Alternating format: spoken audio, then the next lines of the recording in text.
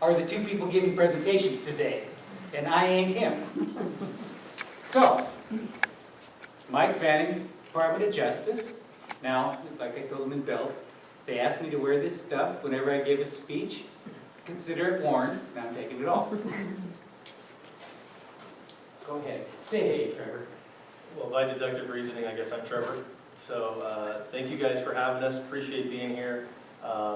We love getting the message out about what's happening in Montana and what can be done about it. You know, I think we give countless trainings and we still find places, outliers that we go to that don't realize we exist. And so that tells me we still have some work to do to get the message out.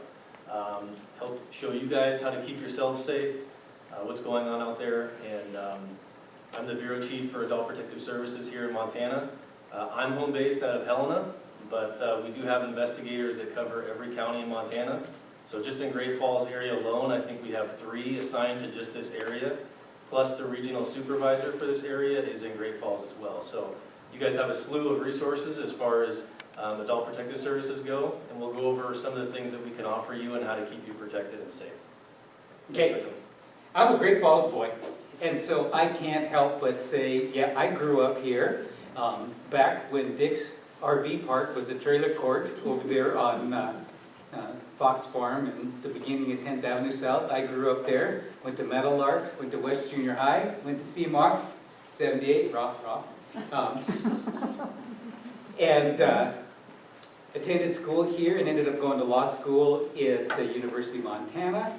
And I've been a prosecutor or a government lawyer or a private lawyer, I can't really hold the job, for a long time. And at one time, I worked down the street. I was the Chief Deputy Cascade County Attorney.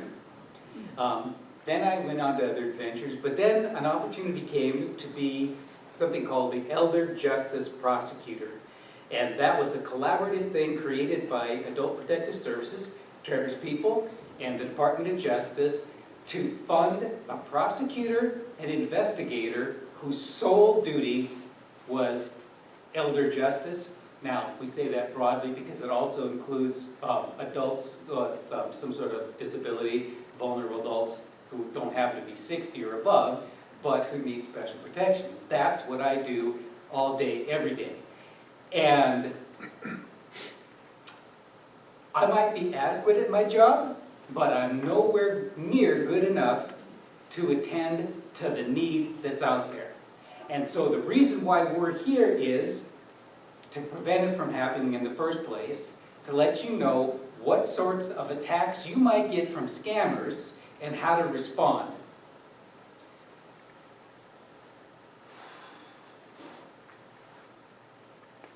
So, this is a bit of an amalgamation of some of the stuff Trevor did, some of the stuff I did, some of the stuff that DOJ's Consumer Protection Office put together.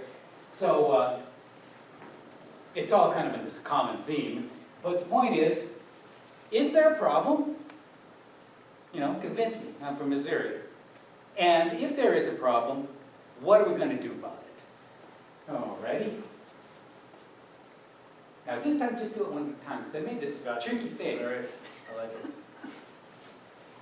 So, the problem is real, and we're going to show you that by citing some statistics nationwide and in Montana. Okay?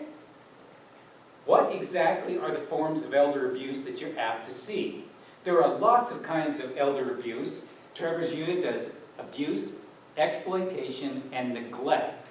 As a prosecutor, mostly what I see is exploitation. Financial exploitation, misuse of trust, misuse of powers of attorney, that sort of thing. How do you recognize it when you see it, and what do you do about it? Part of this was my deal, and it's not Trevor so much, but what is the Attorney General's office doing? If we have enough time, we'll dwell on that. And then the last one, and frankly, the one you're probably most interested in because these are real human beings, not a lawyer with the fancy tie, or not an Adult Protective Service Bureau Chief, but real live human beings. A woman from Anaconda with her story of serious exploitation and a woman who now lives in Bend, Oregon, but her grandfather's story of exploitation. And they're going to tell you what they saw, what they felt, their gut reactions. And I think that's a lot more impactful than anything that I can share with you. So, here we go. So moving on into numbers, so this is a U.S. statistic, so this is across the entire U.S. Just looking at year 2022, what kind of an issue this is. As we move forward, we'll whittle it down and show you what Montana looks like specific to us. So in 2022, there were over 88,000 victims over the age of 60. There was a $3.1 billion loss. Generally, those are with the exploitation type cases. It was an 84% increase from the year prior, 2021. We saw something similar in about 2000, from 2017 to 2018. We had about a 75% increase in the number of cases that we received here in Montana. And it was about a 50% increase the year after. So I think some of the reason for that is we ended up having grant monies that we were able to go out and do PSAs, do trainings, raise awareness around elder abuse. I don't believe there was any more elder abuse occurring than there was prior, but people just knew what to do with the information when they had it. Average dollar loss per victim is about $35,000. And victims who lost more than $100,000 were about nearly 5,500 folks who lost more than $100,000. And importantly, these are federal statistics. So that's internet crime. That FBI IC3, they call it, Internet Crime Complaint Center. That doesn't talk about all the other exploitations and all the other forms of abuse that could occur. That's just one isolated segment on a nationwide scale. So it's staggering, but it doesn't begin to describe the problem. So looking at age groups, again, this is national statistics. In Montana, we'll go over that statistic as well. We have that slide. But victims under 20 years old, you have about 15,000. You can see the total loss on the side. 20 to 29, going all the way down to the most victims, well, near, but the highest dollar loss for sure is our folks that are over 60. Accounted for the highest dollar loss. 3 billion, over 3 billion. Again, and that's just one form, nationwide on internet crimes. But the thing that I think is important to reinforce is, if you look at those other demographic slices, the victims over 60 are as much as any two of those other ones combined. The victims over 60 account for way more than the victims in any other single group, or more than most of any pair together.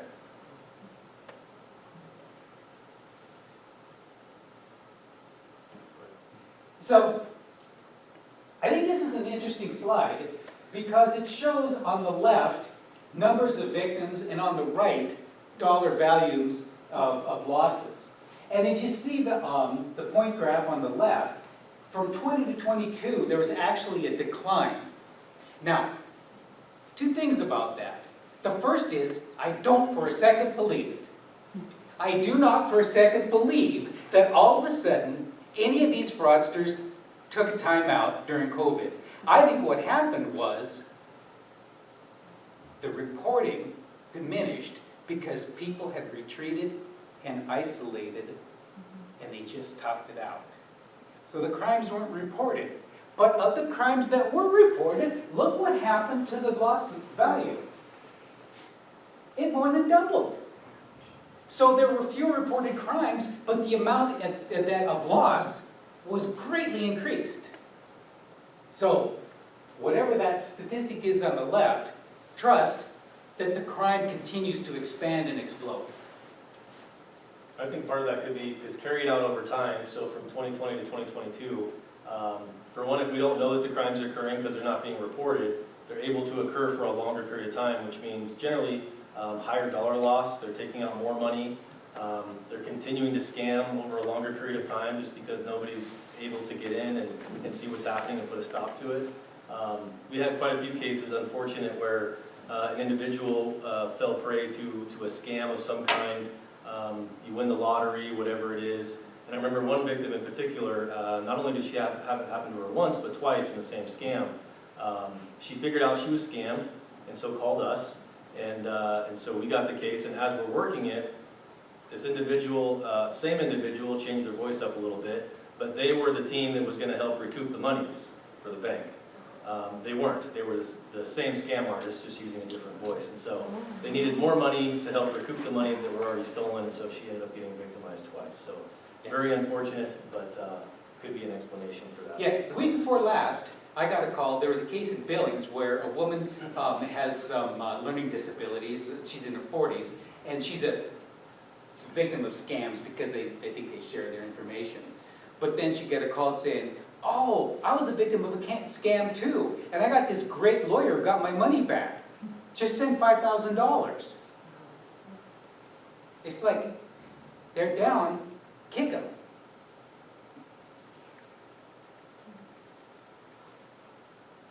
This is kind of a busy sort of a thing, but it just gives you a sense of the variety of internet crimes. And you've heard of this stuff, the phishing crimes, government impersonation on the lower part of the left column. Those are the kind of things you hear about, but by numbers, tech support, by far and away the greatest one. So if you think you're having a problem with the computer, don't trust the guy on the phone or the internet. Anyway, confidence, romance scams, those kind of things, identity theft, we'll talk more about that later.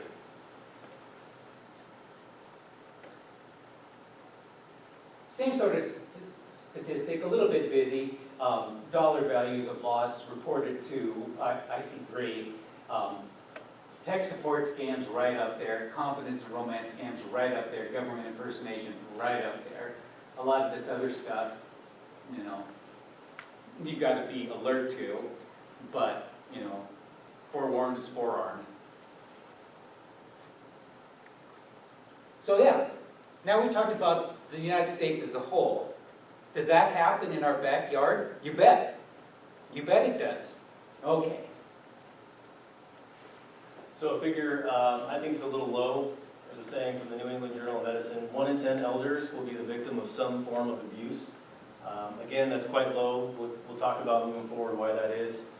Some statistics as far as how many cases that get reported versus how many actually don't get reported. And as you can see on this graph going across, it highlights the number, at least, of cases we had in Montana on the top, and then on the bottom part is the age range. So for us in Montana, what we find is the bulk of our victims are between the age of 70 and 79. And then as far as gender goes, females are just a touch ahead of males as far as victims go. So, but that's what it looks like for us across the board. Okay. Undefined, they didn't check, Yeah. a person didn't want to say, yeah. Yeah, I think you can rely on those statistics. But here's a little experiment. Remember Bonnie and Clyde Barrow? Remember the famous question posed? I think it was Clyde Barrow, but a mobster. Why do you rob banks? That's where the money is. Why do people scam old people? Because they got the money. The guy that just got out of college, the only thing in his pocket is a promissory note for a $200,000 debt. The person who's worked their entire life to amass a nest egg and an estate that's going to carry them through retirement has the money. And there's another big difference. It's just cruel. It's just cruel. You take everything that a 25-year-old has, they've got 50 years to recoup it. You take everything that a 75-year-old has, how is that person going to recover? They simply will not. We're going to hear from that person. So Montana at a glance, this is just a look at 3 years worth of data from us. This is just after that increase I was telling you about from 2017, 2018, where we saw that sharp uptick in cases. So we have state fiscal years 19, 20, and 21, and you can kind of see how they're staying fairly consistent, and the numbers I pulled for 22 and 23 are about the same, slightly increased. Breaking this down, guardianship, so Montana APS, we're not a guardianship agency. We don't advertise as such. You can't call us and ask us to be guardian for somebody. But in Montana Code Annotated, which is our set of laws, we are the last resort. So we're the guardian of last resort. So if appointed by a court or a judge, they feel that somebody needs a guardian, they can appoint us, at which point we'll step in. Otherwise, if we do receive guardianship requests, we're always trying to find a competent person. Always first, we rely on family to try to take that on, friends, and we'll continue on. There are some cases we just, we don't have a choice. If we go to a home and it's a really bad situation and there's no one else that can offer cares and supports, and this person really needs a guardian, we will file for temporary guardianship. That's just to help get the person placed, get them some services, get what they need. Back in the day, long time ago, courts were just, if somebody came through the court system, the judge felt like they could not care for themselves and they couldn't do life on their own, they were just appointing ABS as guardian. So we had a slew of them years ago. Currently, we're down to about 72. The bulk of that is COVID. It really took a toll on our folks. Folks are aging out. We've had some of our guardianships that have been 40+ years assigned to APS, so folks are aging out. We have also been able to transfer some. We've also been able to dissolve some guardianships because guardianship is a really restrictive thing. You are taking somebody's rights completely away. There wasn't as much care and attention as to what that actually entailed years ago. There is now. It's a last resort type of way of doing things, I suppose. And so we were able to dissolve some guardianships that weren't warranted. The person was able to make their own decisions, they were safe, they were placed, and so they did not need a guardianship. Protective cases for us, I would like our cases closed out within 60 days. That's what I would like in a Pollyanna world. It's not always possible.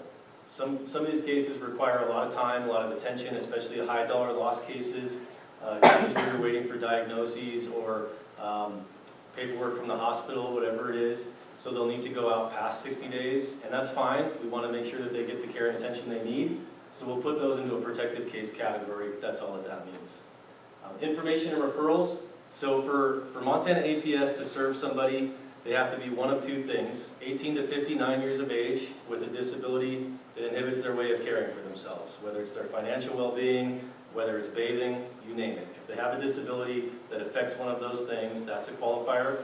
And then also, once you've reached the age of 60, you automatically qualify regardless of disability. So that's how we can serve you. If somebody calls us and they're 59 and they don't have a disability that qualifies for our services, we're happy to have a conversation with them. We're happy to provide them information on whatever they need. If they wanted to set up in-home care, Meals on Wheels, whatever it is, we're happy to go out and meet with them, make phone calls. But that would be something we would call an information referral. There is no investigation to be had, or the person does not meet vulnerable adult criteria. If they're 59, can you just put them on hold till they have a birthday? You know, just say, call us back in 20 days. Okay. Be good to go. Abuse. So abuse encompasses the psychological abuse, unfortunately sexual abuse, and physical abuse. So we see all of them, up into the most horrific homicide we've had just since I've been back. I was deployed for the last year. I came back in June, and since I've been back, we've had 3 homicides. Pretty bad ones, where people were covered and wrapped and hidden so nobody could find them, so they could continue getting the paychecks and what have you. We see it all. So everything up into homicide. Neglect, that's generally the caregiver neglect, or somebody that's trusted to care for this person that's not doing it sufficiently, or somebody feels they're not doing it sufficiently. Not automatically guilty if you come across our desk, so there is an investigation to be had. Self-neglect, that's for a person neglecting their own cares and needs. And then exploitation, which is generally what we're kind of talking about with the scams, the financial part, that sort of thing. As you can see, our numbers are fairly staggering for Montana, considering what I said before. We run between 32 and 36 investigators for the state. So annually, we see between 8,000 to 9,500 cases just here in Montana, and I entrust 32 folks to take care of those. So it's a lot for what we're given. And it's nothing to see one of my investigators currently have 50 cases on their caseload. So that's 50 victims, 50 perpetrators, 50 physicians, 50 different family members. It's a ton, and we ask a lot of them, and they do a great job with what they have. This is another one of those busy kind of slides. But the question is, who is doing this to our neighbors and our family? Who are these people? Some of the statistics, it's hard to tease out the data, but you can get enough of the feel to get the drift. The longer ones, this, caregiver. Caregivers, spouse partners, neighbors, landlord or employee of a residence home, friend, neighbor. What do they all have in common? Access. Access. Precisely. Precisely. Access and opportunity and, say, a vulnerable individual or somebody who's too trusting or somebody who's too dependent is a target. Okey-doke. And a lot of folks think that this is the caregiver may be even longer, that this is really only a caregiver issue because they think that elder abuse is a nursing home issue. It's not. The bulk of our cases come from private dwellings. Probably a third come from nursing homes, skilled living, that sort of thing. But the bulk are private settings. And as far as perpetrators that we see, conservatively, 9 out of 10 of the perpetrators that we have, so the people that are committing these crimes, committing these acts of elder abuse are friend or family. That's just what we see, and that's unfortunate.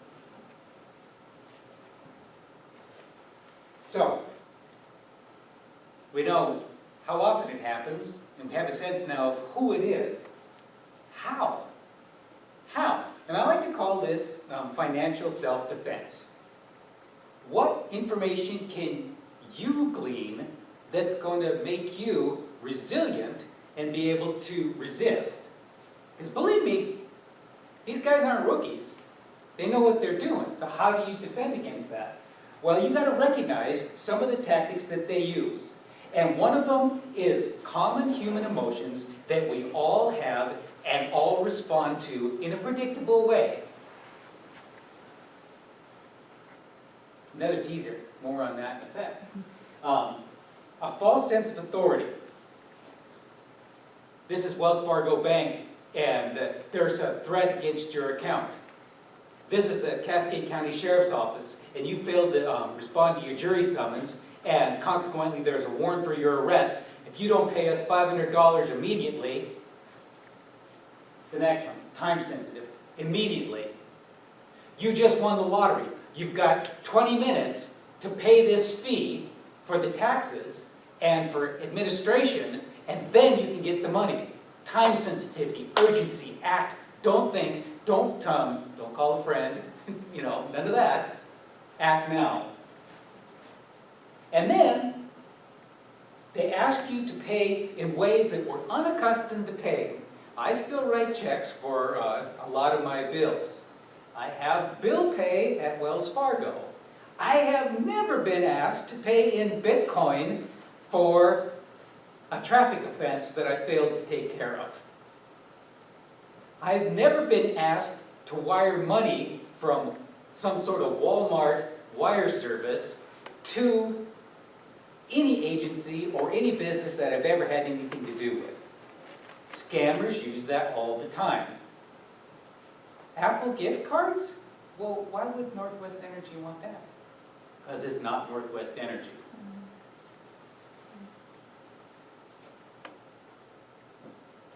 More of the same? Yeah. But am I rolling? Should I keep going? Yeah, you're doing well. I like it. Oh yeah, okay. We already talked about a lot. They'll often use real names of actual officers and judges. How tough do you think it is to find all the judges in the 4th Montana Judicial District? Like, no effort at all. And so if they give you a little tidbit of information and they drop some line about who's the shift commander at GFPD, then all of a sudden you're thinking, this is authentic. This person's real.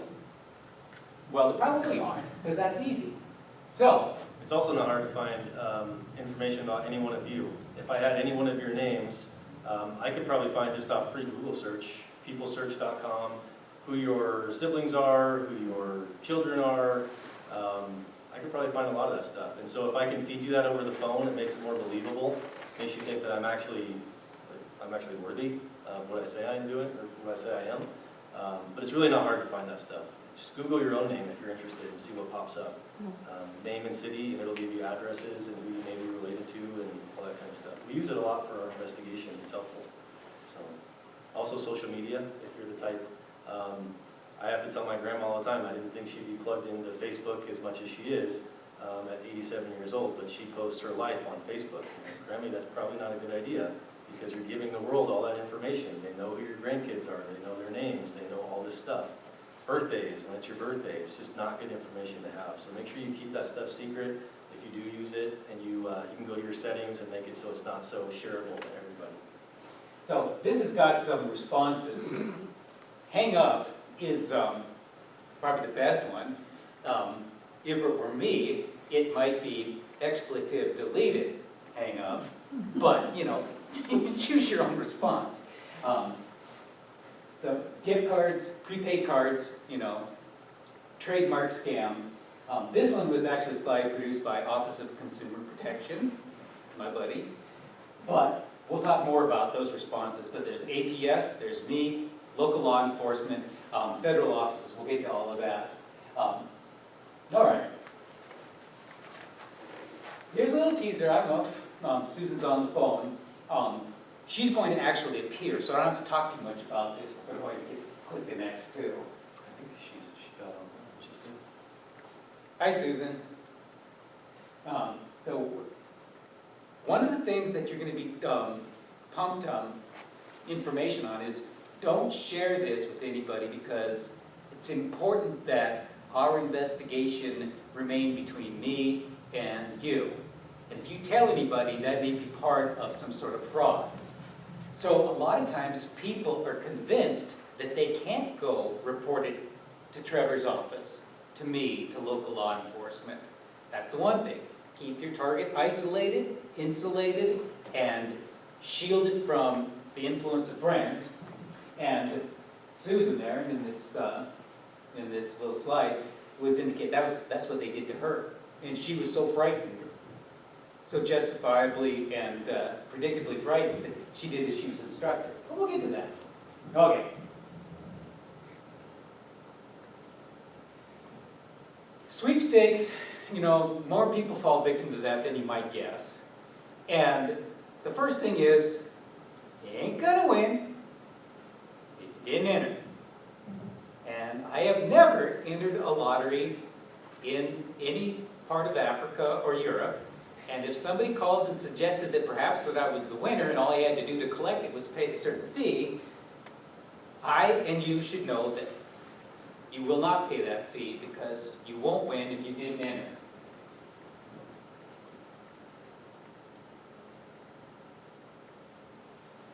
Yeah, same.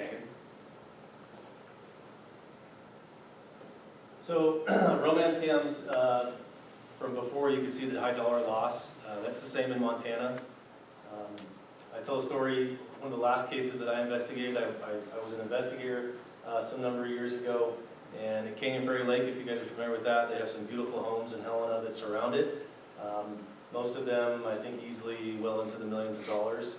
And so this individual had a daughter that was concerned that he was spending all of his money, and for promise of a relationship that actually wasn't true.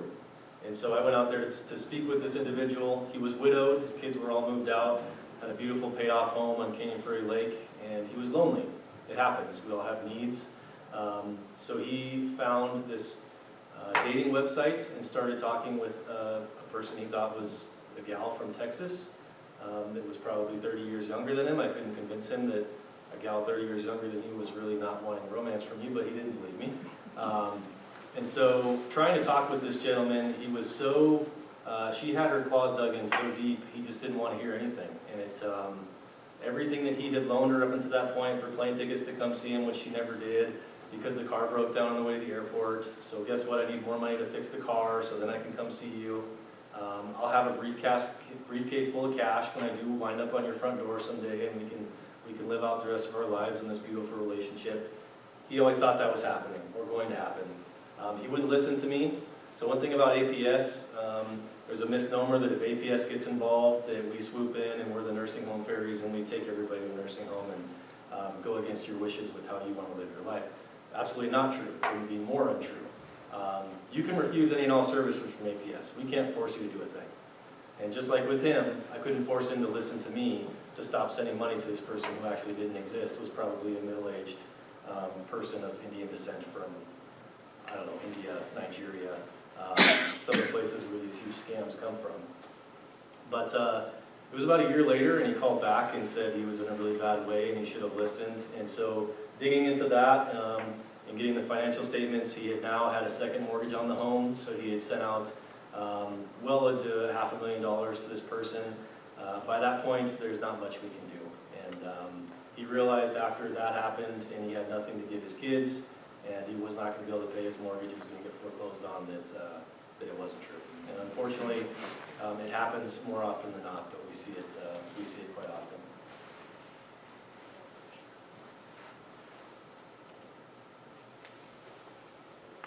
So just moving on, there's haste again. The person is really quick to want to develop a relationship with a person they've never met before in person. They make excuses to avoid certain conversations where you can figure out who they actually are. Maybe you never see them through a FaceTime call. It's always either via text or email so they can cover what their true identity is. Claiming to be from the U.S., but traveling or working overseas, and then planning but abruptly cancel the supposed visit because of traumatic events. Went over that kind of wording. Same thing, and it's only going to get worse with artificial intelligence, because then you might actually see somebody, but it's not the love of your life. It's a computer-generated image, probably beaming from India or who knows where.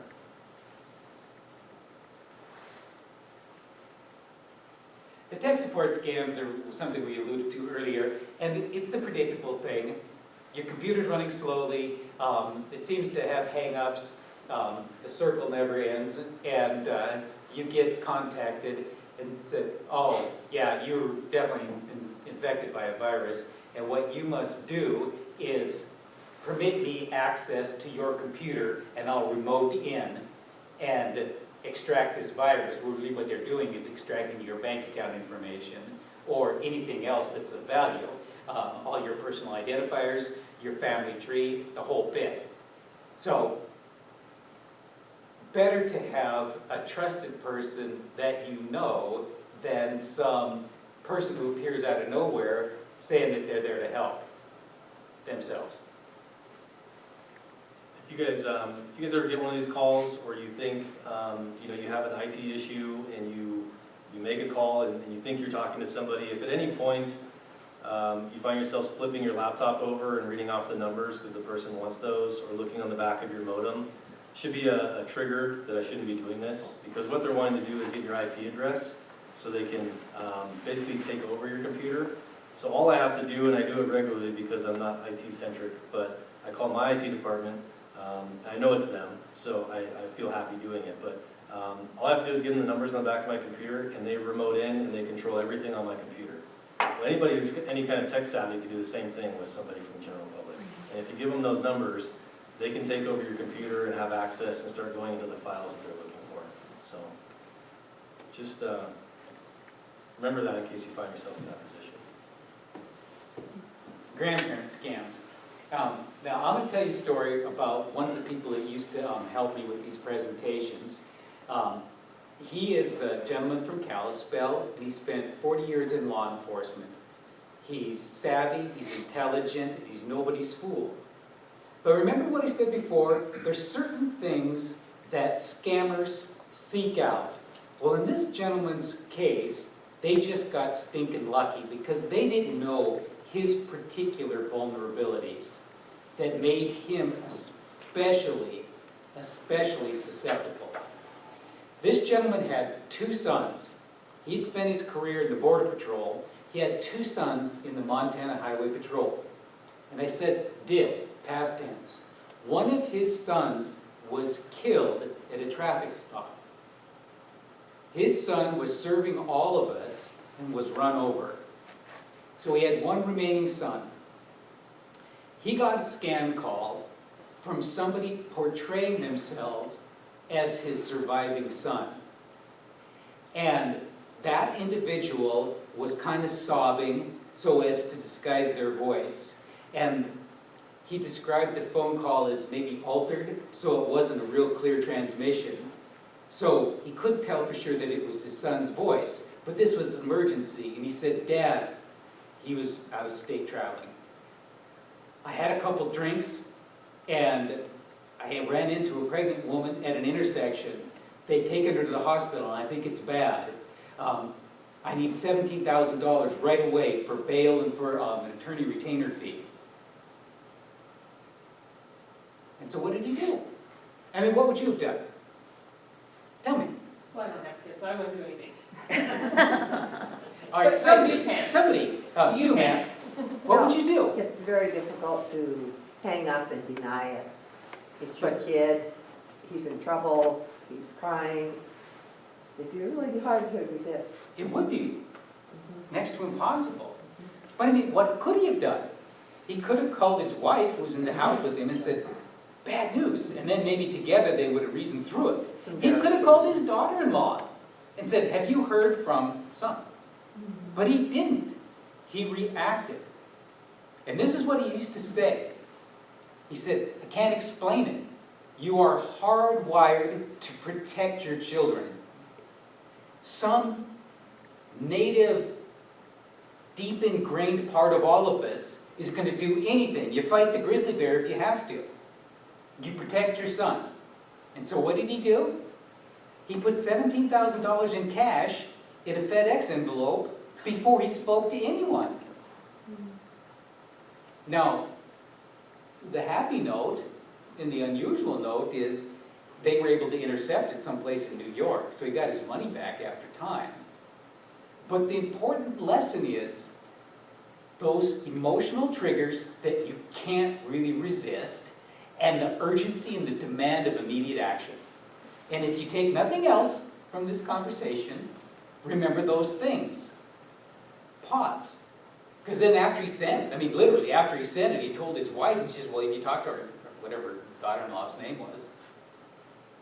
And then they got him on the phone and said, "No, Dad, I'm here."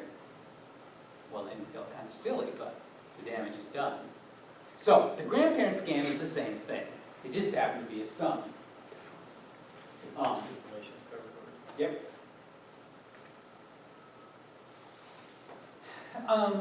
Everybody's got to know why. And you try to give a rational explanation. So, I mean, why? I can't really answer that question, but I can give you some things that hint at the answer. Why are elders, well, possibly a generation that was raised with different values and different concepts of how you react to other people. They're more trusting. Another thing, like Trevor talked about, during COVID, isolation increased with widows and widowers, loneliness, and that makes you more susceptible and more willing to accept a conversation with somebody you ought not. Sometimes there's cognitive decline that makes an individual more susceptible. You can read those, dependence upon others. Tech savvy, that's what we're talking about a little bit here. They are the ones with the money. But the thing that I think is the most important part is the next one. Really quick. So just to kind of give a figure, we went over Montana numbers and what that looks like. So if you see in the top where it says only 1 in 24 cases are reported, consider those numbers that we gave you. So all those numbers that we received, there was another 23 out there that went unreported. And Mike kind of went over some of the reason why that is. One of the biggest ones we see is shame and embarrassment. The other one is, say you have an individual who may be in a facility or not, but they have some sort of caregiver. It could be a spouse, it could be a family member, it could be paid. Are they really going to want to bring to light the fact they're being abused or neglected and risk nothing happening or no prosecution for what they could receive in return? It's one of those things that it may cause them not to report because they don't want to see what the world's going to look like if nothing happens to the caregiver. I mean, I have these cases all the time. There's a caregiver or maybe a family member that lives in the home. And let's just say that this elder is really with it. And they know they're getting ripped off. But physically, they aren't able to care for themselves by themselves. So they make a conscious decision. Do I rat off my caregiver and be helpless and find myself in a nursing home? Or do I accept that being exploited is a cost of living in my own home. And some people make that rational decision. I mean, I had a case in Sydney. The caregiver got all of the accounts, the home, and everything left of value. And this woman knew what she was doing. But she wanted to make certain that her son, who was disabled, would be cared for, and then she in turn. But here's what happened. The son died first. The woman slipped to the point where she had no cognition left, and the caregiver owned everything. And there's no way I could reverse it.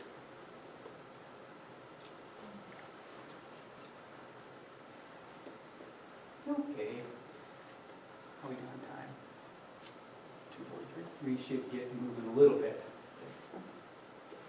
So how can you recognize it? So within yourself, we've talked about what could happen to you personally with the scams. So that's a bit of things you can now hopefully understand and can recognize if you do receive those scam callers. With others, so keep in close contact with your friends and neighbors especially. If we can be a good neighbor, what I tell folks is understand your friend's neighbor's baseline. So how they are normally, how they normally talk, if they're jovial, if they're withdrawn, if they're talkative, if they're not so talkative, what are they usually like? And then if there's a shift in that, whatever it is, some of the things noted up here could be weight, spending habits. If there's a shift in the baseline, something that's not normal to you that you can recognize, there may be something going on. There may not be. Some of the more obvious ones are injuries with no explanation of cause. So how did you get the bruise on your arm? And the only way we can figure that out is if we're inquisitive. So be inquisitive. By nature, APS, that's how we get our job done. We're inquisitive until you guys are annoyed with us, because we're going to ask a ton of questions to try to figure out what's happening, who's involved, that sort of thing. So don't be afraid to ask questions. It's not a bad thing. Did the family, did your neighbor just have some family that showed up and have never left? What's going on in that situation? Have they found themselves living in the basement and living off that person's finances and have no intention of leaving? Abrupt changes in property ownership and powers of attorney. And then I think Mike likes the JDLR part, so anybody know what JDLR stands for? When I was at gambling control, we had an officer who would investigate things, and if it didn't add up, if something was hinky, if it made him scratch his head, he called it a JDLR. And I said, "What is that?" "It just doesn't look right. Something about this just doesn't look right." If something in your mind just doesn't look right, like all of a sudden there's a new caregiver in neighbor Joe's home, and now Joe never leaves, and he won't answer his phone, they're doing that isolation that makes exploitation that much easier. So, if you see something, say something. But I want to give you a quick note. I'm all about public outreach.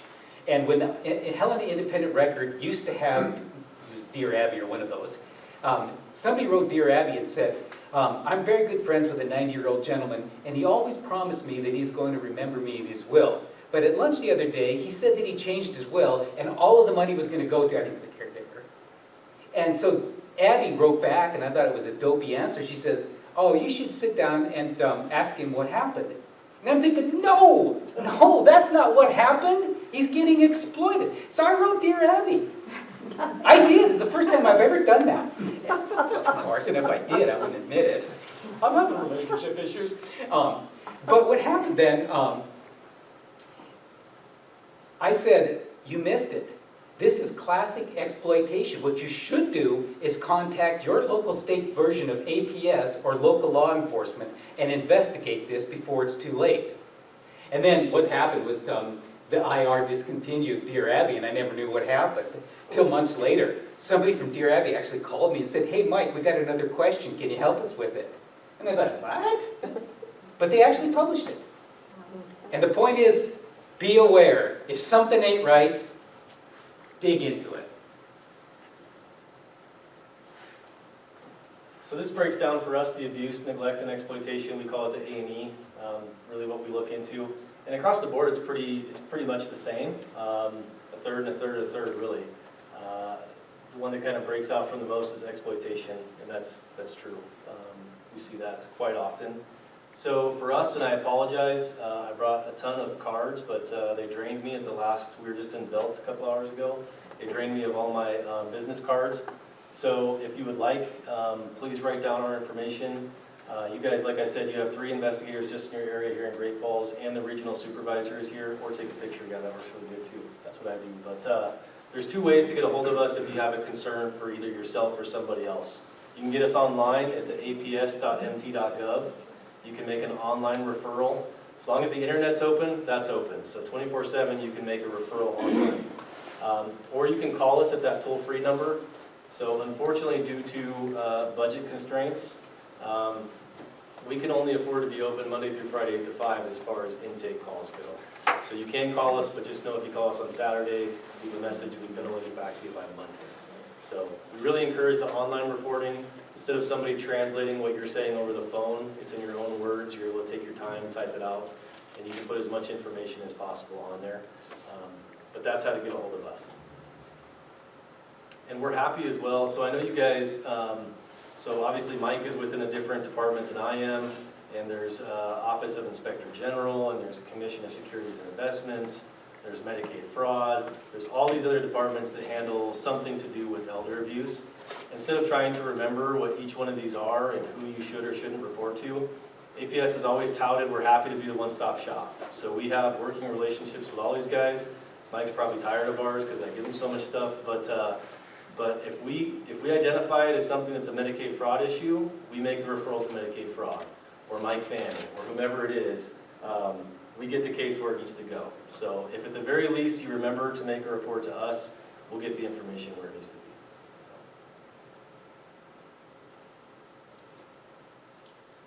And then breaking down by vulnerabilities.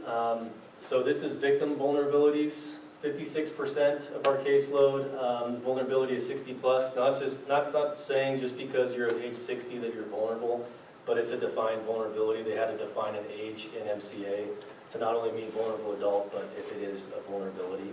So it doesn't mean you are vulnerable, it's just possible.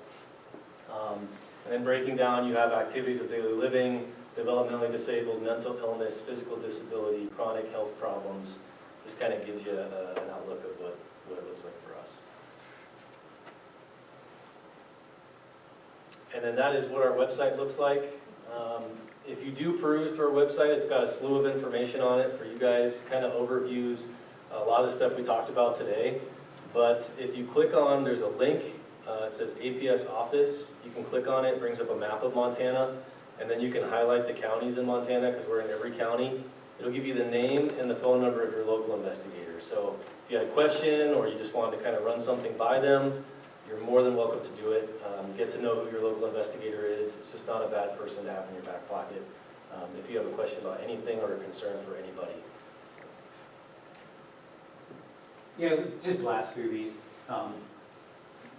DOJ has 3 offices, Consumer Protection, me, and Medicaid Fraud. Medicaid Fraud is mostly for facilities or maybe an abuse that occurs within a facility.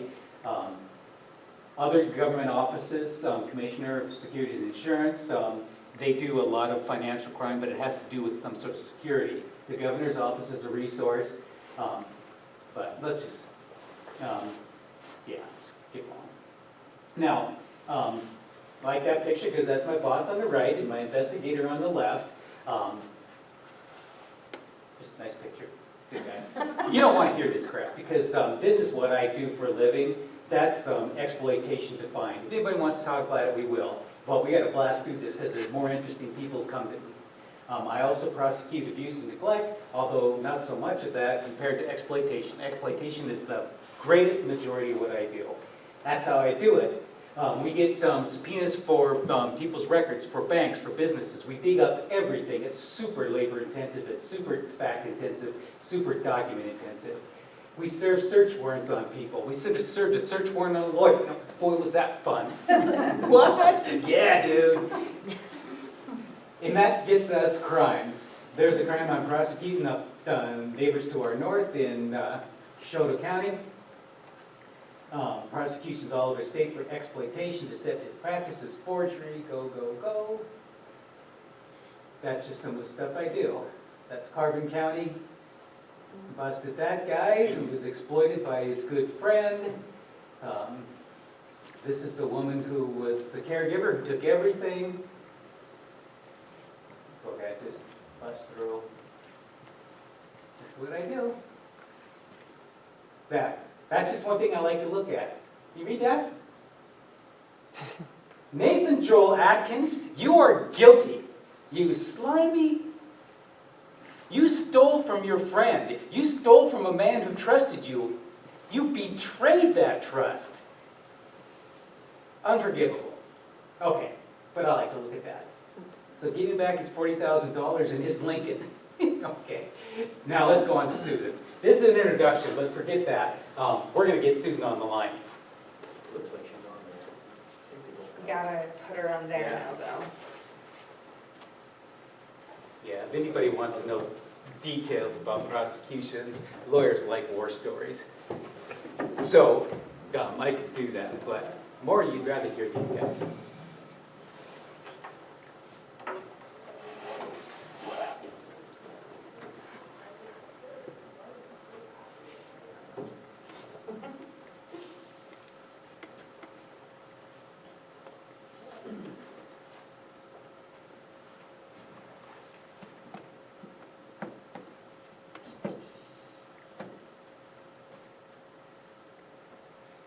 Thanks for being so patient, y'all.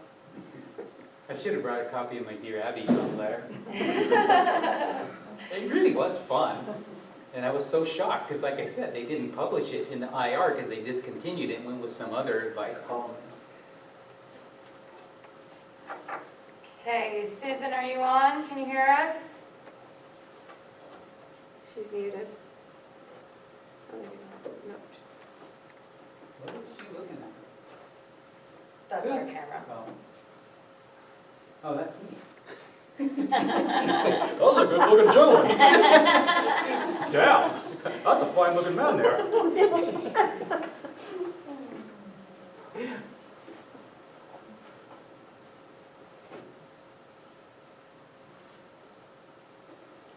Okay, Susan, can you hear us?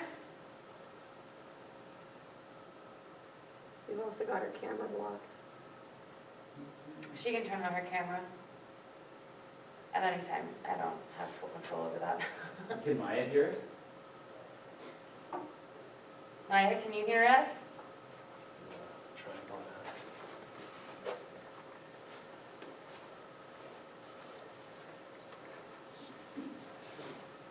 that. I did this 2 days ago and it worked, guys. I promise. Did she get, well, she's obviously there, Yeah. so.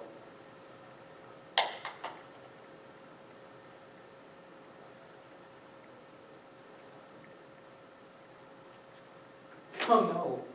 What's up? I'm going to say.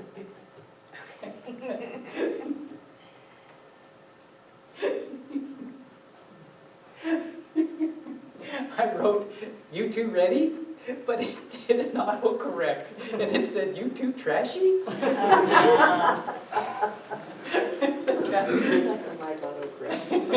Really? Susan Ben gives a thumbs up.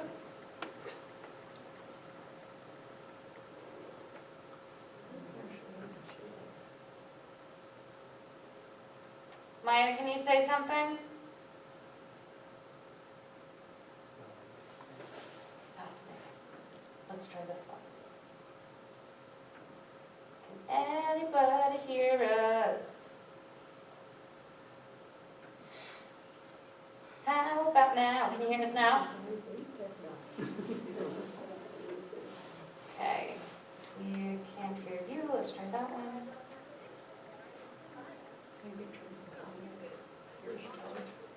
I hear something. What do I hear? That was Susan saying, I don't have a picture, but I see Maya. Can you hear us, Maya? Okay. Too many remotes in this place.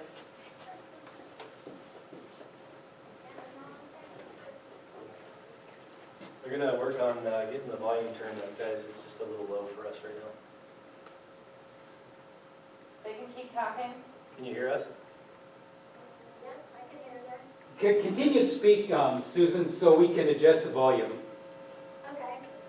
What, you want me to start on my, Not quite yet, we're still working. okay, all right. It's a sunny day here in Montana after our snow, it might be something, slow. It's very dry, Hello? kind of like my mouth when the thing goes wrong. Okay, talk again.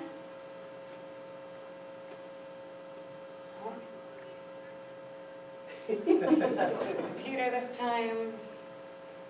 Goodness gracious.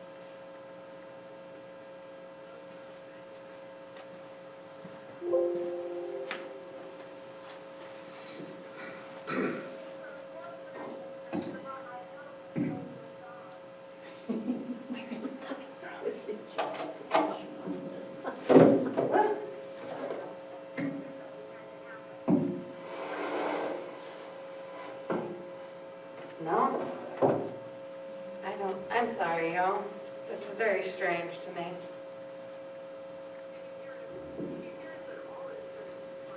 I can hear you through the computer, but I can't hear you through our speakers, which we have very good speakers. It's all plugged in. Those aren't volume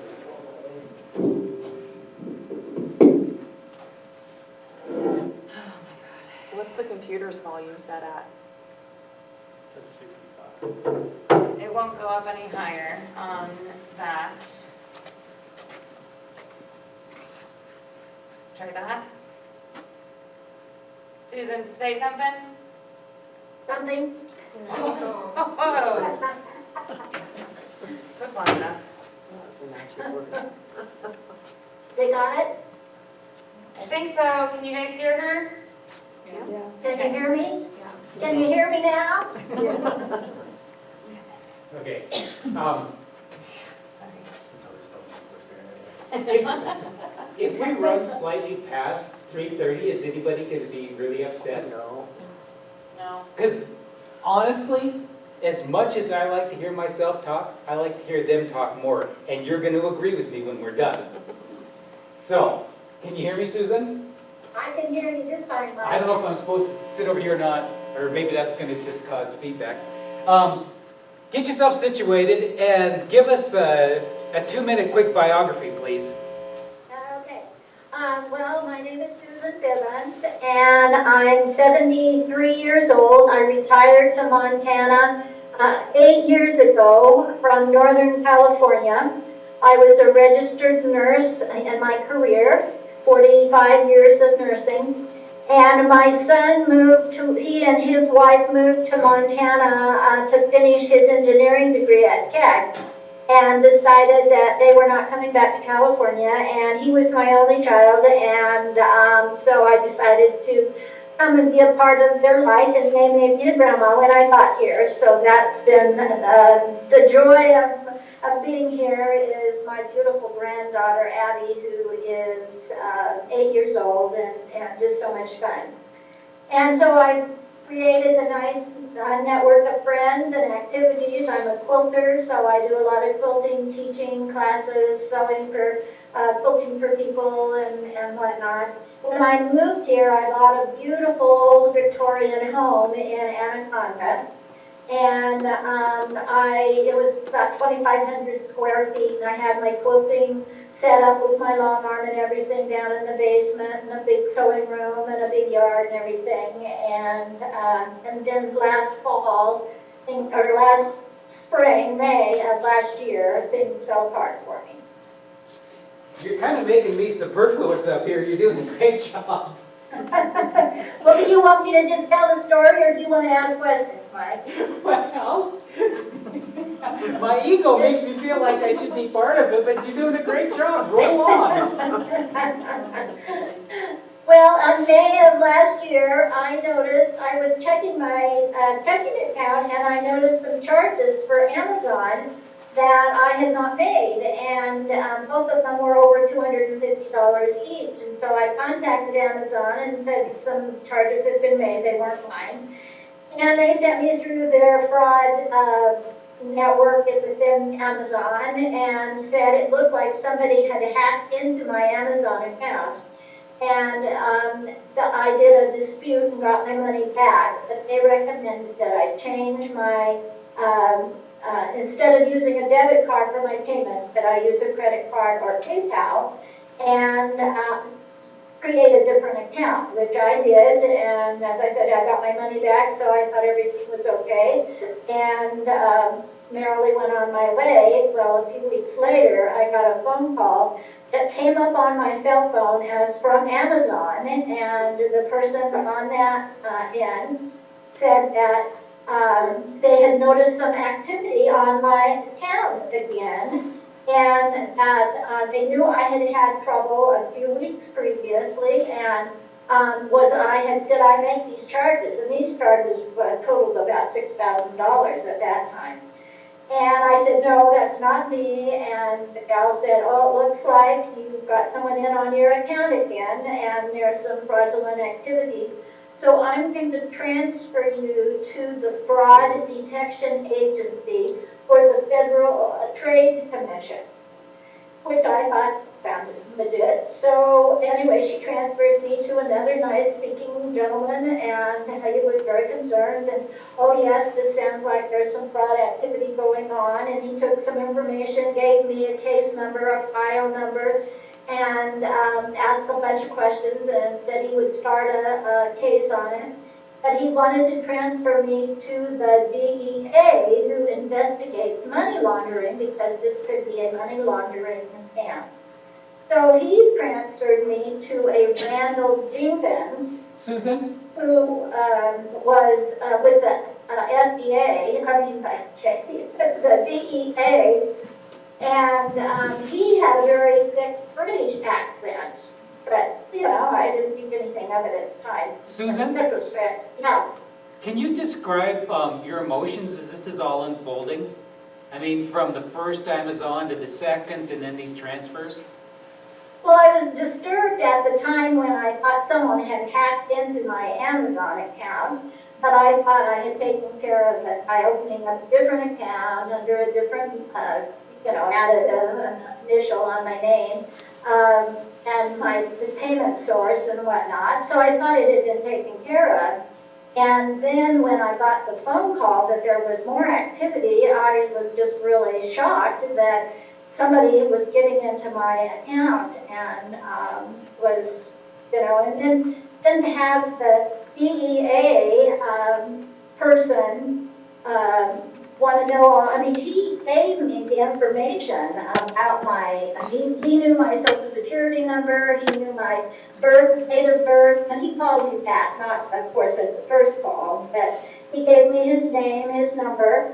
I asked him how did I know he was legit, and he did send me a copy of his DEA badge with photo ID, with a badge number, and so I thought I was dealing with a government person. And so anyway, but right off the bat, when he called me back, he told me that I was under investigation for money laundering. My name was being used to open up all of these accounts all across the country, bank accounts and credit cards, and I was going to be under investigation and suspicious activity until they could prove I was not. Okay, let me interrupt you then.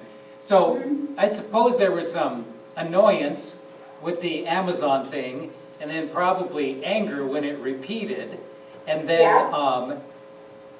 what evolved emotionally with you then after that when you were told that you were under investigation? Well, it terrified me. I mean, I thought, oh my gosh, what's happened? I knew I hadn't done anything wrong, but still, you hear of people getting, arrested and whatnot when they're not guilty. So I was frightened. I'm single, so I didn't have anyone to talk to this about the situation.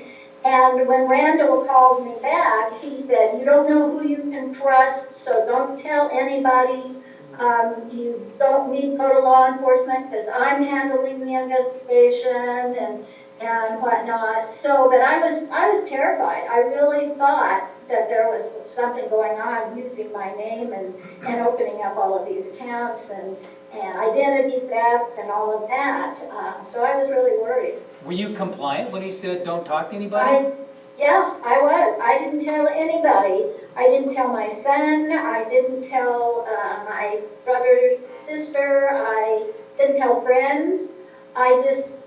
It was like, oh my gosh, I need to be careful about this because he convinced me that it could be anybody stealing my identity. And so I was, really worried about it. And if there's ever a point in your life that you needed a support and family, that was it. Yeah. That certainly is, and that's what I tell people all the time. I said, if it just doesn't feel right, that, you need to ask questions, you need to investigate a little farther. But I went on the website and looked up DEA, and the DEA do investigations of money laundering. So I thought, okay, because I thought that was funny. It's drug enforcement. Why would that money laundering? But I guess they do that through drugs and whatnot. So, and I had asked for ID and whatnot. So, but at no point did I ever give him my name or my birth date or my social security number. He was able to find all of that about me. And, in hindsight, that group of people, individuals, were the ones, I'm sure, that hacked into my Amazon account and started this whole process. Well, let's talk about how the investigation ensued. So, he said that you're under investigation, don't tell anybody. What happened next? Well, after a couple of weeks of investigating me, then he said that they had determined I was not involved in the money laundering. But now these culprits had all my identifying information and that they needed to protect my money. Okay, let's stop there for a second. Now what are your emotions? Well, then I'm really worried that these culprits, he kept using that word, culprits, that had my information and they really were going to get my money. And of course, I needed to protect it. I really thought I was dealing with a government agent. Well, now let me just caption it this way. It was annoyance, anger, fear, and then I expect relief at having gone through that and now being absolved. Is that fair? Right. Well, relief that I wasn't going to be prosecuted for committing a crime. Yeah. Did you feel like he was your ally at that time? Oh, yeah. He went from accusatory to, my best friend. He was going to protect my money and keep me safe. And he joked and told me things about his wife and his daughter. And I was going on an Alaska cruise, and he said, I took my family and we did that. That was so neat. And, so he became like my best friend, and he was going to protect me from these culprits that were going to get my money. And how was he going to protect you? Well, he wanted me to put my money, he was going to open up a U.S. Treasury secured locker, and he wanted me to transfer all of my money from my savings account into this secured locker.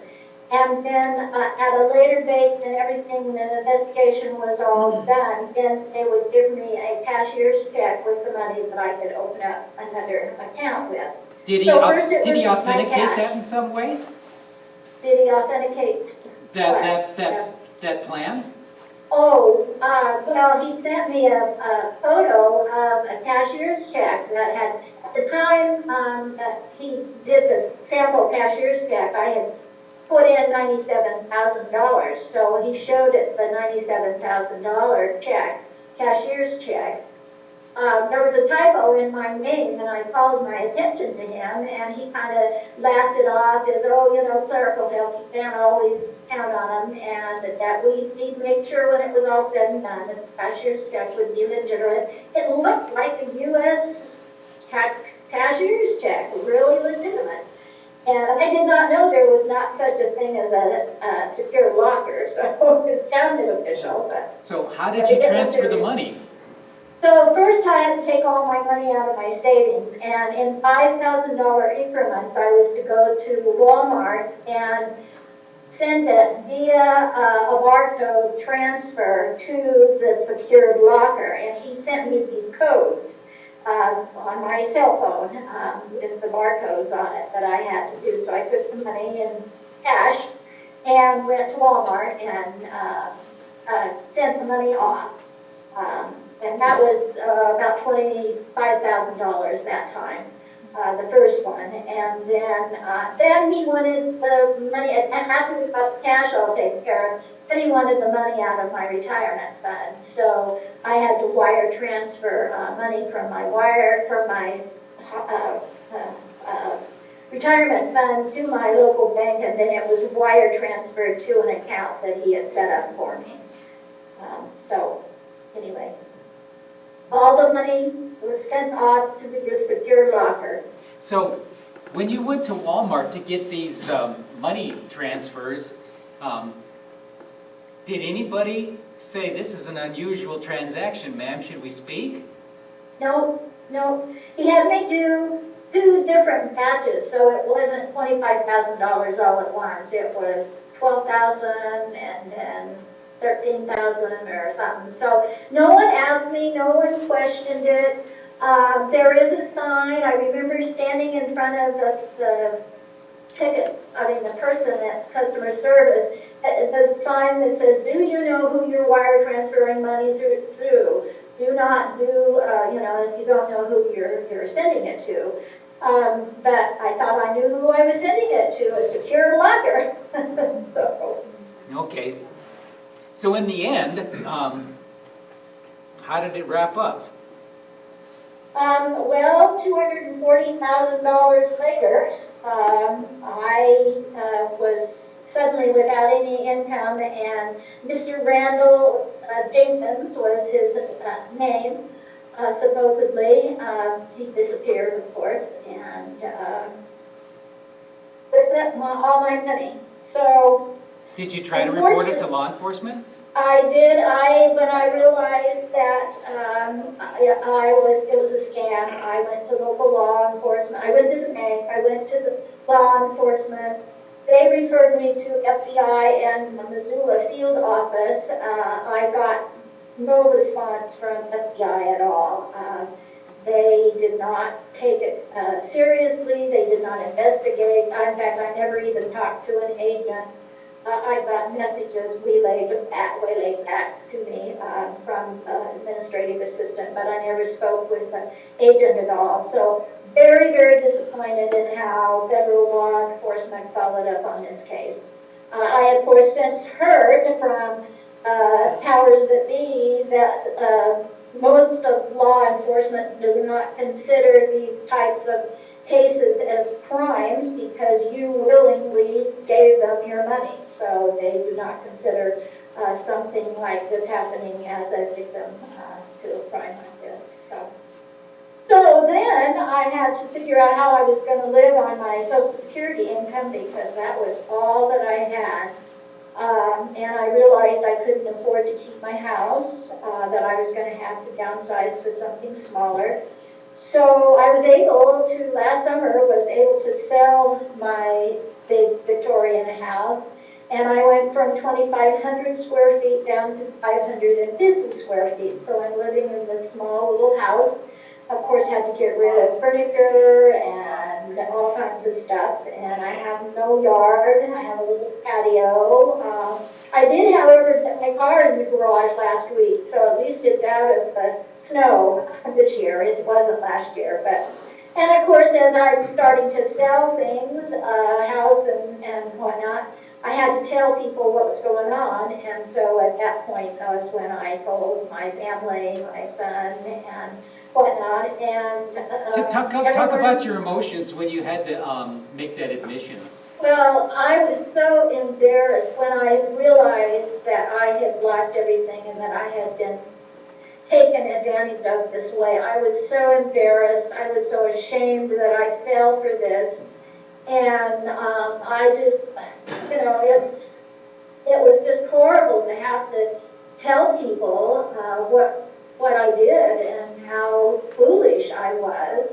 And then the more I investigated, the more I found that this happens so often. And my family were very supportive. My friend here, my friends in California, very sympathetic that this happened. I had great help helping me move and downsize and whatnot.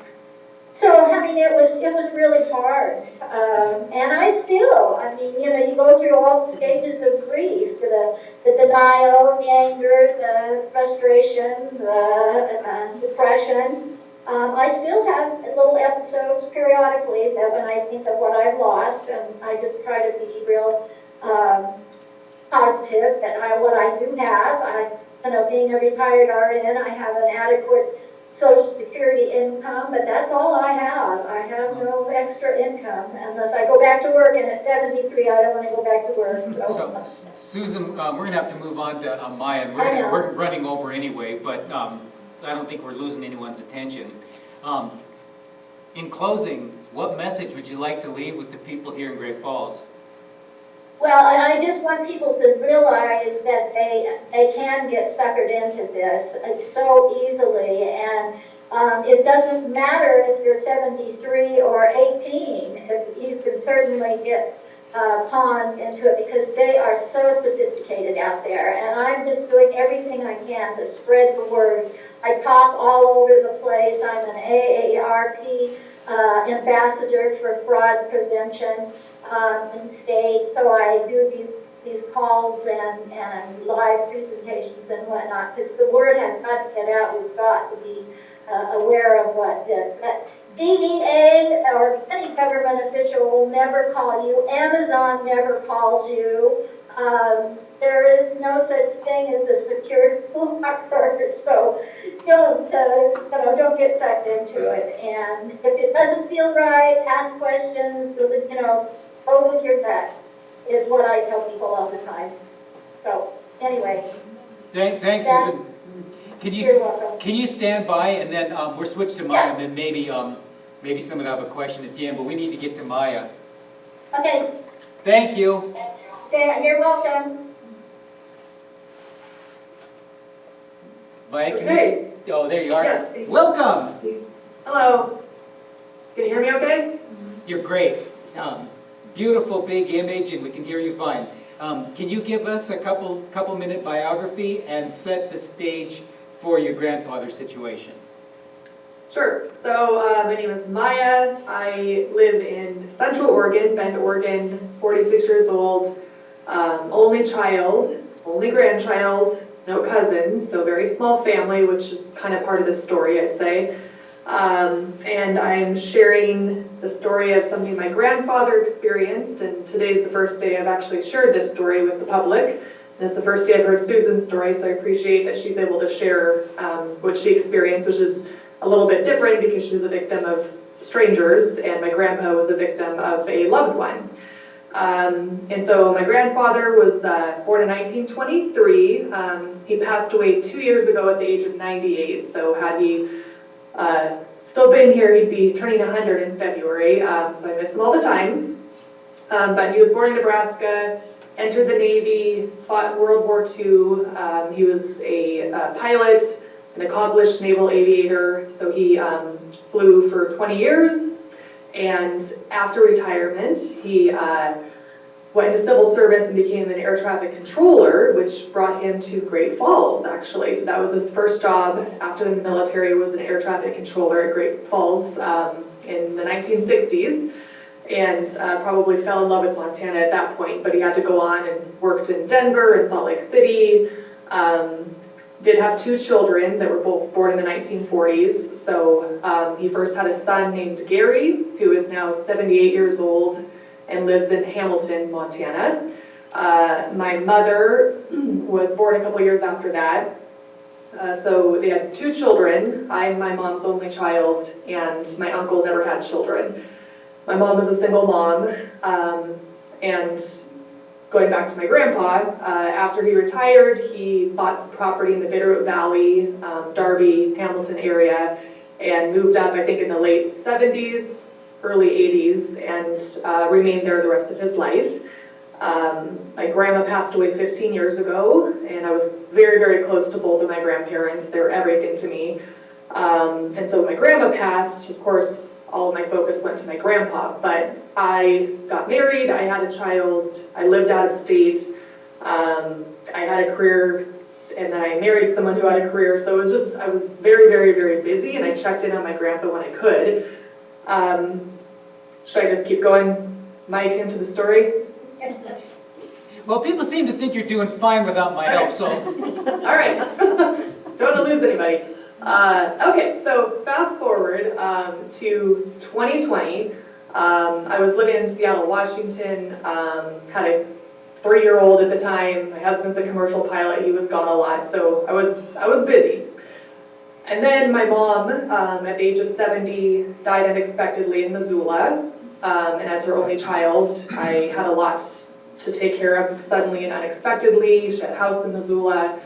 Then, as we all know, March of 2020 is when COVID started and changed everything for all of us in different ways. So there was that complication, I guess. And then my dad died 6 months later unexpectedly. Wasn't sure if my husband was going to have a job. There was a lot going on. So in the meantime, my uncle lived in Hamilton. My grandpa lived in Hamilton. What were their ages at that time, roughly? My grandpa, so let's see, he was going to be 100 in 2023, and this was, so he'd be 97, I guess. And your uncle in his mid-70s or somewhere? Yes, yep. Yeah, because he was my mom's older brother, and she died in 2020 when she was 70, so, yep. So he had been living independently in a assisted living home and driving and doing fine. But after my mom died, I think it was very hard on him, as you know, you hear stories about that, and he just kind of took a turn for the worse, ended up in the hospital in Hamilton, and then was never able to return to independent living. So he went into the nursing home in Hamilton. But again, this was during COVID, so it made things difficult, and I caught some of your presentation, Mike, where you talk about isolation, which got especially difficult during COVID for elderly people in nursing homes in particular. So that was the case for my grandpa. So my uncle lived in the town though, so I think it was convenient for him to be able to try to see my grandpa when he could. You know, they'd wheel him outside, he could go see him at the window. I was in another state, and so what I believe happened is there was some manipulation starting to happen because my grandpa was vulnerable at that time, and there was a trust account that my grandpa had started about 30 years ago at D.A. Davidson in Hamilton, Montana, and again, small family, right? So what was left in this trust was going to just get split between my uncle and my mom, but if my uncle passed away first, it would all go to my mom. If my mom passed away first, her half would go to me because I'm the only other person living. My uncle has no children. So unbeknownst to me, at some point, either in the hospital or when my grandpa was in the nursing home, my uncle brought a lawyer in and convinced my grandpa to change the trust to completely cut me out so that he would get everything upon my grandpa's death. Again, I didn't know this at the time. I imagine there was, poor me, I don't have anything, Maya's stable, Maya has a job, her husband has a job, they're taken care of, you should give me all the money. I'm quite certain that's what happened. So that happened. Then fast forward to the fall of 2021, and looking back, I wish I'd had more conversations with my grandpa about money, but I never wanted to because that's not what my relationship was about with him. I loved him for who he was. My uncle often took advantage of him and always asked about money and for money as long as I remember, and so I just never wanted my grandpa to feel like that's why I was calling him or that's what I wanted to talk about. I just wanted to talk about his day and, what'd you watch on TV and what's going on in the news, that kind of thing. Was your uncle well-to-do or employed or anything? Not at all. My uncle could never really keep a job, had a gambling problem, blew every penny he ever had, was given lots of money over his lifetime from my grandpa. My grandpa bought homes, vehicles, it all vanished into thin air always. So I did not think highly of my uncle, but I also tried to respect that that was his son, and my grandpa was an intelligent man and he could make his own decisions even if I disagreed with them. So I observed a lot of things throughout my lifetime that I felt icky about. But this story I'm telling today was kind of something I could not have imagined actually. So I started to become suspicious in the fall of 2021, and I told my grandpa that he should call his investment person at D.A. Davidson and ask some questions, which he did, and that was the start of everything. And he found out at that time, just the beginning, but the beginning was that my uncle had been writing checks out of the trust account for thousands and thousands and thousands of dollars for a very long time without my grandpa's knowledge. My uncle was the POA, he was a trustee, but he was misusing his responsibilities, obviously. And so that was shocking to my grandpa. It made him very angry. And interestingly, back to your point, Mike, about kind of embarrassment and guilt and people not wanting to share, even with that knowledge, he didn't want to tell anybody because the nursing home director kind of caught wind of it. Like I think they could hear some conversations happening on the phone, and they asked him, his name was Don, what's going on, Don? Oh, nothing going on.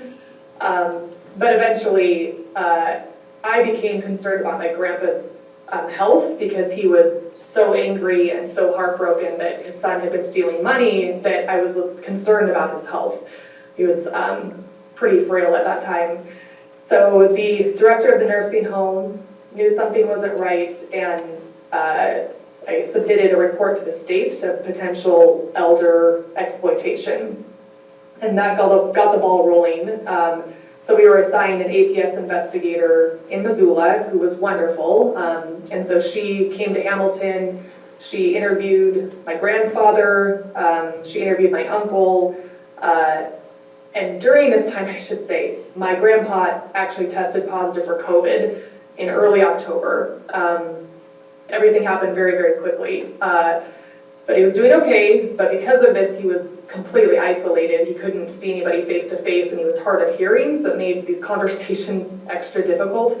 But Donna, the gal from APS, found that there was enough evidence, in her opinion, to potentially charge a crime. So she referred it to the Hamilton Police Department, and we were assigned a detective there, and he was wonderful as well. This was definitely a collaborative effort to get where we're at today.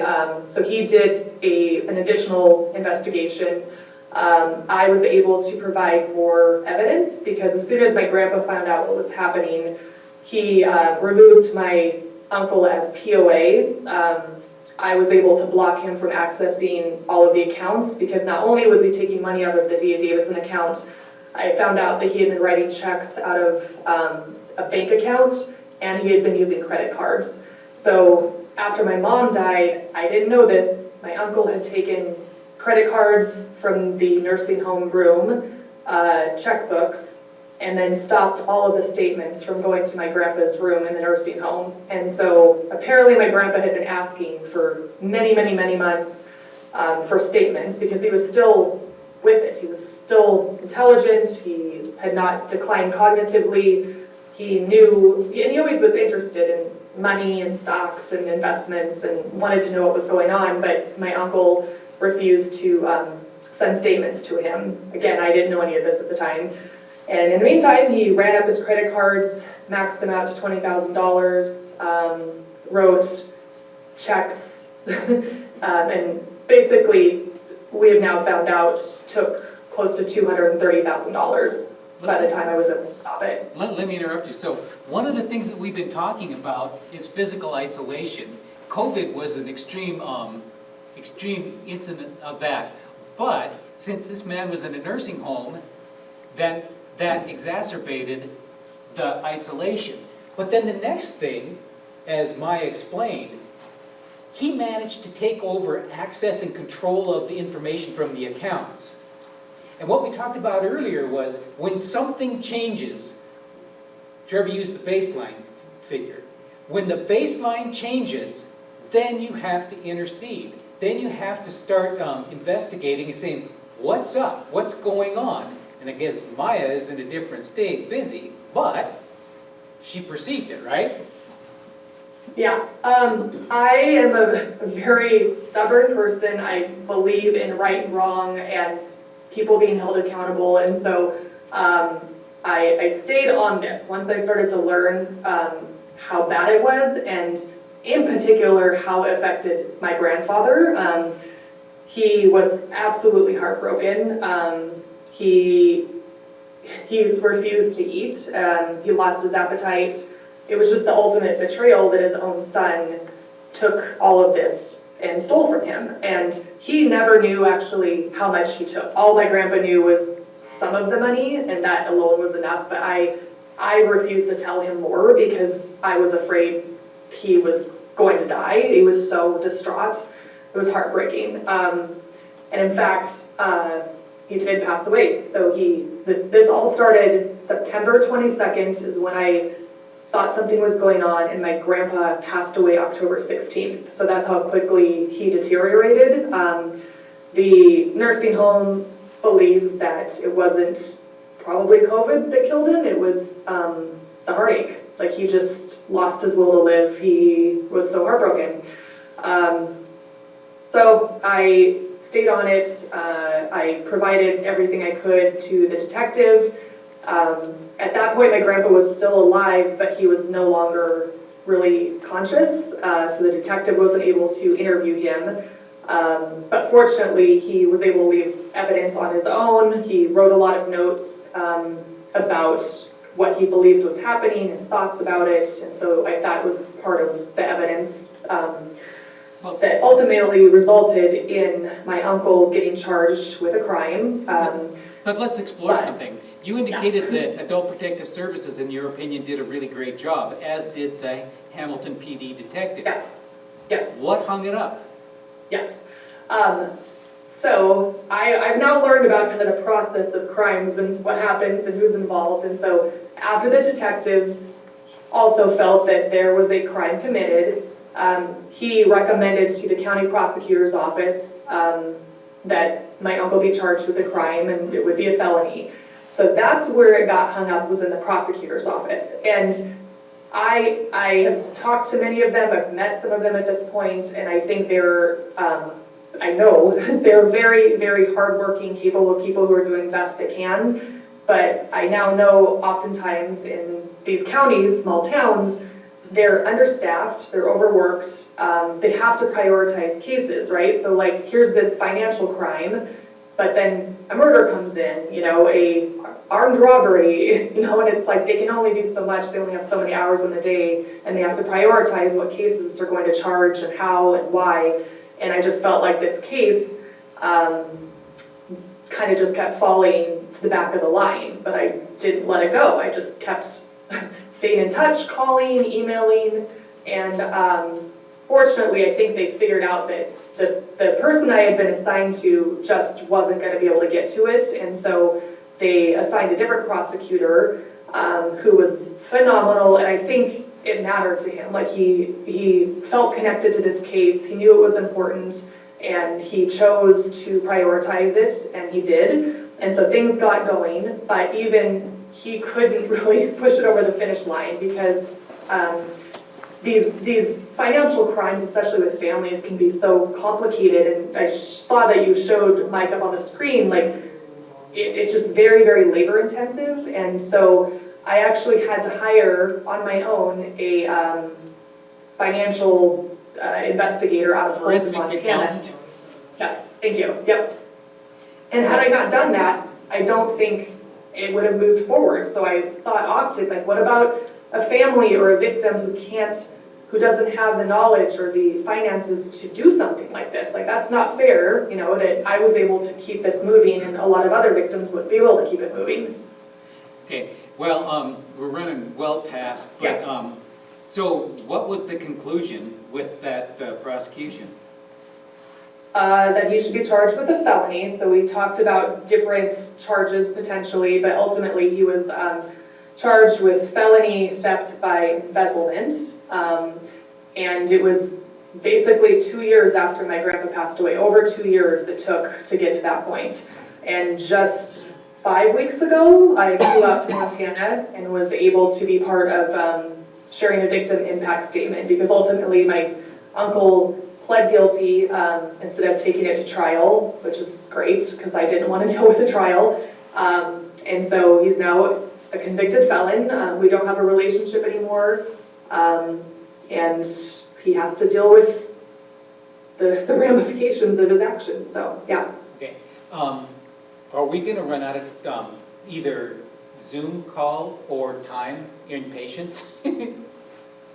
Will the Zoom call end? No. They probably have a better Zoom account. Oh, than okay, the state. okay. Yeah. So now, this has been a rapt audience, and they're very gracious, and I am so grateful to you two.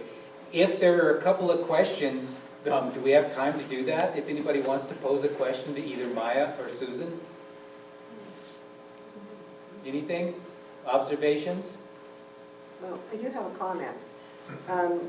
You spoke to the fact that you had to keep on them and keep after them to keep it moving. And had you not done that, would that have just been dropped then? Did you hear that, Maya? Yes, yes. I believe it would. I really do. I have to be honest. Just like Susan said, she and I both learned a lot, and probably some of the similar lessons is that you hear from all these professionals, whether it's lawyers or investigators, people in nursing homes, that this happens all the time, this happens all the time, nobody ever gets prosecuted, it's too complicated, nobody charges these things, and I had to have my own lawyer, and he told me over and over and over for 2 years, I don't know, Maya, I don't know, and my mind was blown. I'm like, what? Like, how's he not in jail? And he's like, I'm telling you, I've been around a long time, and I just want you to have realistic expectations. I couldn't believe it. Like, if this didn't get prosecuted, why do we even have laws, you know, against these kind of things? And so I just wasn't going to let it go. It wasn't the right thing. He shouldn't get away with it. Nobody should get away with it. And I wanted to be part of maybe a potential change and getting people together to start to prioritize this stuff more. Like, just because somebody's, you know, 60, 70, 80, 90, like, it doesn't mean they have less rights. This is their money. They worked for it. Nobody else gets to decide what to do, and people need to protect them and stand up for them. This is a soapbox moment for me. Here's a soapbox moment. That is exactly right. What you just heard these two women say happens all the time. We don't have the resources, we don't have the reach, we don't have the money, we don't have the staff. That's why APS was instrumental in creating my position. Now, through the efforts of the Attorney General, my position is permanent and we have an investigator. But that's 2 people in the entire state. Couple of lessons. 1, financial self-protection. You gotta help yourselves, folks. That's thing 1. Thing 2 is, Maya is right. They are not prioritized in county attorney's offices across the state. And it is absolutely a fact. If somebody is bleeding, they are going to get the attention before a financial crime. Over and over and over, we hear the same thing. What Susan said, well, you voluntarily sent the money. You'll hear it from cops and you hear it from prosecutors. It's a civil matter. There was a power of attorney. Oh, that's a civil thing. Seek redemption in court. But it's a crime too. It's a crime. And what I want you people to do is make people accountable and make them prioritize this. Why isn't elder abuse just as important as any other crime in Josh Rackey's office? And no knock on Josh, but there has got to be an evolution of our societal perception of elder abuse. It can't be in the shadows, it can't be disregarded, and it can't be a forgotten secondary priority by law enforcement and prosecutors. Soapbox moment's over. What did you ask for staff to do? Big that? soapbox. Well, what I want to do is train others. There are capable people down the street in Josh's office. And so what I would love to see is more training, and I would love to see public pressure saying, this is what we think prosecutors ought to do. Now, could I have a staff of 4 and be enough? No. But there's 56 counties across the state. They have got to build their own systems, and I want to help them do that. But to answer your question, I'm unable to do that. Because we can't prosecute ourselves out of this problem. We've got to educate ourselves out of this problem.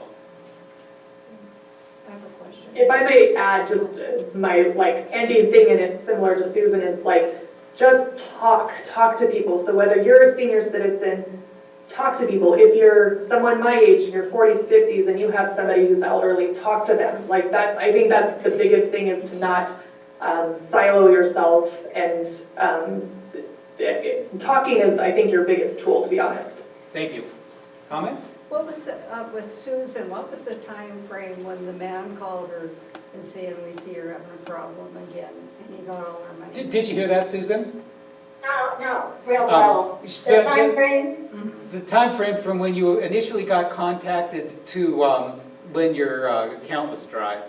The second time when they started saying, we saw you had a problem, and it's happening Yeah, again. the second Amazon incident through the end of the episode. Well, it was about 3 weeks from the time I found the first charges, and then I got the phone call, so that was about 3 weeks later, and the whole thing was over in about 8 weeks. Okay, here's a little point. There are 2 kinds of scams overarching. The one, you must act immediately, hurry, the opportunity's gone, hurry, we'll arrest you, whatever. And the second one is the long play. And con game is short for confidence game. How do you build that confidence? You manipulate someone's emotions from anger to fear to confidence. And you got them. But you can't do that overnight. So some of them are the flash deals, like the grandfather scheme that I told you about. Some are the long plays, like Susan's incident. Didn't seem like it was long.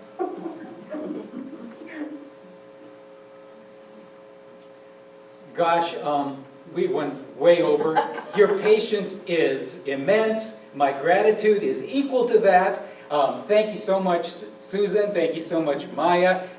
You're here's a lawyer thing, sine qua non, without which not. Without which not. Without their talent and their commitment, we couldn't do this. And without your participation, we couldn't do this. Thank you so much. Thank you. Bye. Oh, yeah. And please, everybody, take 5 of these on the way out. If you don't want the bag inside of it, my friends at AARP put these Fraud Watch pamphlets. Take those. No, they charge you for those at the grocery store, so. Yes. Yeah, and AARP, if you're veterans, here's a particular publication that they sent me to hand out. And then here at the library, thank you guys again for coming down. We do a couple of events here as well in support of our seniors in our community. So we do an event called Memory Cafe, first Tuesday of every month, so that's tomorrow, in case you don't know your calendar. But Memory Cafe is geared towards a comfortable social gathering for community connection and support to socialize and connect with those that are concerned with memory loss.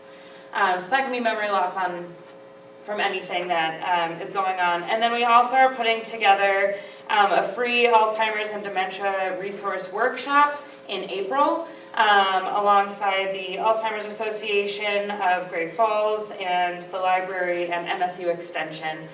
So if you guys are interested in any of these further resources, please feel free to grab them. And if you want to be emailed about future programs, I also have an email sign-up list that you can sign over here as well. No pressure. And I'm completely remiss because I didn't say thank you to the Great Falls Public Library and the capable help that we got from them. So thank you. Yeah, of course. You can hang around if you want.